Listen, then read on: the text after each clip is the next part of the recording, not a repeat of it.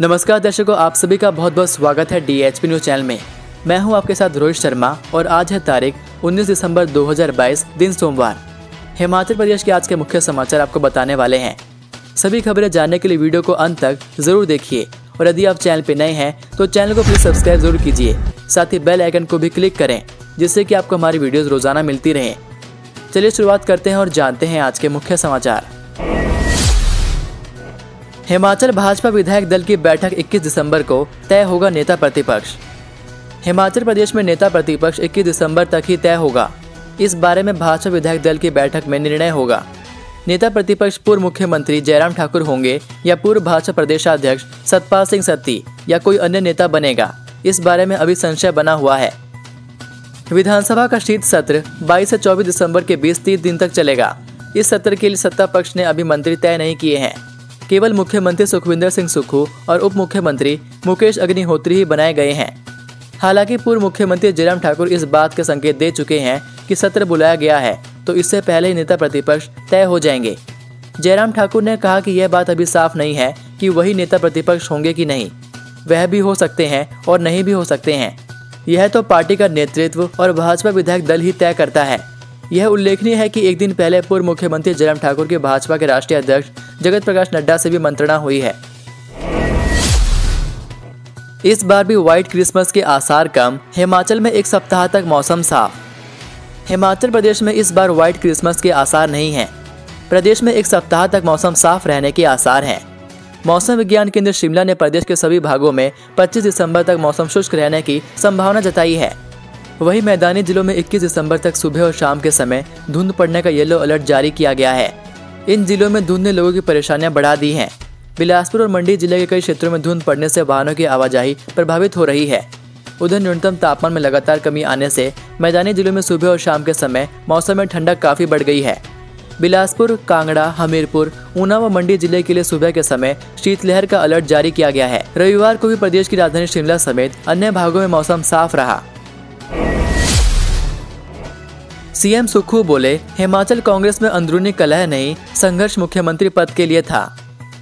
मुख्यमंत्री सुखविंदर सिंह सुक्खू ने कहा कि हिमाचल प्रदेश कांग्रेस के भीतर कोई अंतर कलह नहीं है और संघर्ष केवल मुख्यमंत्री पद के लिए था, क्योंकि 3 से 4 दावेदार थे। अगर कुछ गलत होता तो प्रदेश में राजस्थान जैसी स्थिति होती। उन्होंने जोर देकर कहा कि राज्य में कांग्रेस का कोई भी विधायक भाजपा में नहीं जाएगा और पार्टी की सरकार लोगों के लिए काम करने के लिए प्रतिबद्ध है। कांग्रेस पहली कैबिनेट बैठक में सरकारी कर्मचारियों के लिए पुरानी पेंशन योजना को बहाल करने के वादे को पूरा करेगी। समाचार एजेंसी PTI के साथ एक विशेष साक्षात्कार में सुक्खू ने कहा कि हमने वित्त सचिव से बात की है। एक रणनीति के तहत हम जानते हैं कि हमें कहां से पैसा लाना है और कहां निवेश करना है। पुरानी पेंशन योजना शुरू करने पर काम किया है और इसे पहली कैबिनेट बैठक में पेश करेंगे। वहीं मंत्रिमंडल के विस्तार के बारे में पूछे जाने पर उन्होंने कहा कि यह जल्द ही होगा। उन्होंने कुछ विधायकों की ओर से मंत्री पद के लिए पैरवी करने की खबरों का खंडन किया। मुख्यमंत्री ने कांग्रेस की प्रदेश इकाई में अंदरूनी कलह की खबरों को खारिज किया, लेकिन स्वीकार किया कि मुख्यमंत्री पद के लिए होड़ मची हुई थी। सरकार से झटके के बाद आया अदानी ग्रुप का बयान, कहा हिमाचल में अनुकूल कारोबारी माहौल की दरकार। हिमाचल प्रदेश सरकार से झटके के बाद अदानी ग्रुप ने कहा कि हिमाचल में अनुकूल कारोबारी माहौल की दरकार है। प्रदेश को उद्योगों की समस्याओं का समाधान करने के लिए सब प्रयास करने चाहिए। यह बयान तब आया है जब सरकार ने अदानी समूह की मनमानी पर शिकंजा कसना शुरू किया है और सिविल सप्लाई के लिए अल्ट्राटेक सीमेंट कंपनी से आपूर्ति की अनुमति दी है।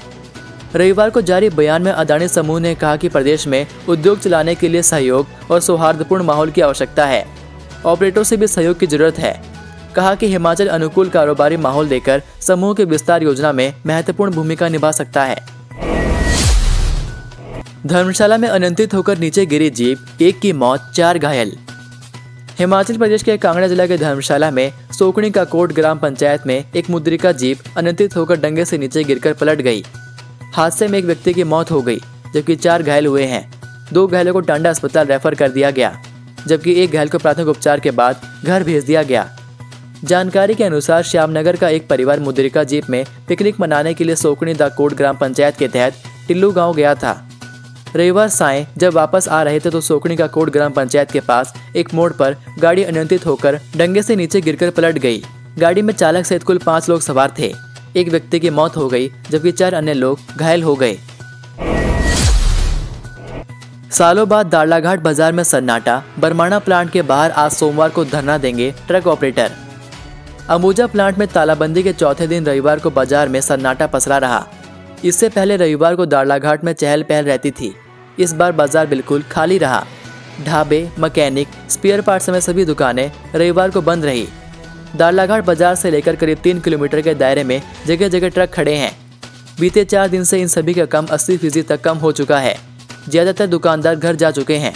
अब यह कंपनी खुलने के इंतजार में है, तभी घर से वापस लौटेंगे। इससे रविवार को मैकेनिक, स्पेयर पार्ट की दुकानों और ढाबों में भीड़ रहती थी। ज़्यादातर ट्रक चालक रविवार को ट्रकों की सर्विस करवाते थे। यहाँ तक कि मैकेनिक से सर्विस करवाने के लिए उन्हें पहले ही बुकिंग करवानी पड़ती थी। सालों बाद शायद यह पहला रविवार था जब बाजार बिल्कुल सूना रहा। अभी तक दाड़लाघाट में माहौल शांत है, मगर प्रशासन ने कानून व्यवस्था के मद्देनजर रखते हुए पहले ही अंबुजा प्लांट में सुरक्षा की दृष्टि से पुलिस की एक टुकड़ी को प्लांट और अंबुजा गेट के मुख्य द्वार पर तैनात कर दिया है। हालांकि अभी तक ट्रक ऑपरेटर शांत हैं, वे किसी तरह का प्रदर्शन नहीं कर रहे हैं। वहीं ट्रक ऑपरेटर बरमाणा प्लांट के गेट के बाहर आज धरना देंगे। रणजी में 300 विकेट लेने वाले हिमाचल के पहले क्रिकेटर बने। हिमाचल क्रिकेट टीम के कप्तान ऋषि धवन के नाम एक और उपलब्धि जुड़ गई है। धवन रणजी ट्रॉफी में 300 विकेट लेने वाले हिमाचल के पहले क्रिकेटर बन गए हैं। हरियाणा के खिलाफ खेले गए मैच में दूसरी विकेट लेते ही इनके नाम यह रिकॉर्ड बन गया। वह रणजी के अब तक के इतिहास में 300 विकेट लेने वाले देश के 39वें क्रिकेटर हैं। इसके अलावा रणजी में 300 विकेट और 3000 रन बनाने वाले क्लब में भी ऋषि धवन शामिल हो गए हैं। साल 2009 में धवन ने धर्मशाला में तमिलनाडु में अपना डेब्यू मैच खेला था। इसी मैच में उन्होंने पहली विकेट झटकी थी। देहरा के जंगल में मिला नर कंकाल, फोरेंसिक टीम ने कब्जे में लिए अवशेष। जिला कांगड़ा के देहरा में नर कंकाल मिला है। कंकाल मिलने के बाद पूरे क्षेत्र में दहशत का माहौल है। यह कंकाल देहरा की चौकी संसारपुर टेरेस की ग्राम पंचायत घाटी के गांव पेखावेला के घने जंगल में मिला। सूचना मिलते पुलिस मौके पर पहुंची और कंकाल को कब्जे में लेकर आगामी जांच शुरू कर दी है। पुलिस ने फोरेंसिक टीम को भी मौके पर बुलाया। कंकाल के अवशेषों को फोरेंसिक टीम की मौजूदगी में पुलिस ने कब्जे में लेकर आगामी जांच शुरू कर दी है।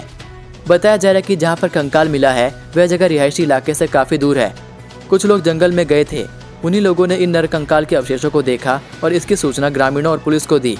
वहीं बताया जा रहा है कि क्षेत्र से एक महिला भी संदिग्ध परिस्थितियों में गायब हो गई थी। आशंका जताई जा रही है कि यह कंकाल उस महिला का हो सकता है।